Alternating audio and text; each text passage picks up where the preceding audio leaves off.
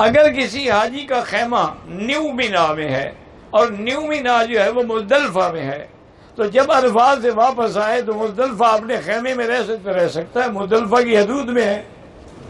یہ تو نہیں ہے کہ کعبے پہ نظر پڑے تو سب کچھ بھول جاتے ہیں، کعبے پہ پہلی نظر پڑے دعا مانگو تو انشاءاللہ قبول ہوتی ہے۔ باقی یہ اللہ والوں کے مقام ہے کہ جب ان کو کعبے پہ نظر پڑتی ہے تو دنیا جہان کے خیالات ختم کر دیتے ہیں۔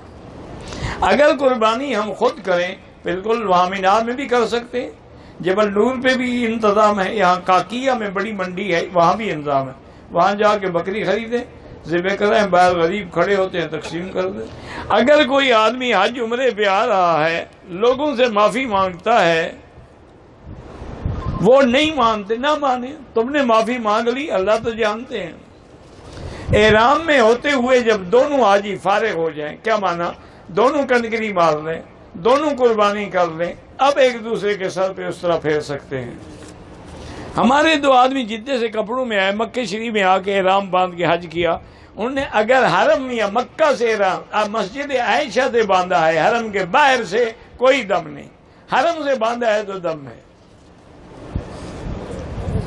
چونکہ وہ باہر کے تھے، ان کو باہر سے باندھنا چاہیے تھا، جدے سے نہیں باندھ سکے، مسجد عائشہ سے باندھ لیں۔ اگر کسی آدمی نے عمرے میں غلطی کی اور پھر دم پڑ گئی، وہ ابھی جب بھی چاہے ادا کرے، حج سے پہلے کرے یا حج کے بعد کرے۔